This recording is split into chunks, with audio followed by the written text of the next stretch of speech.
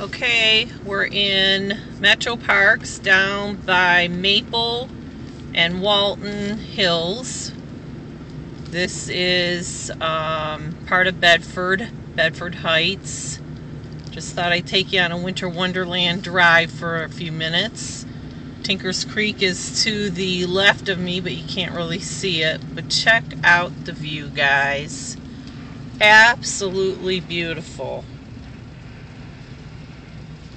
So I just want to stop here and scan the park for you, let you get a good look at all the trees. Look how beautiful it is. Unbelievable. Just zooming in here a little bit so you guys get a good look at the beauty. It's Hermit's Hollow. It's a little picnic area here in the park. Look at those trees. It's gorgeous.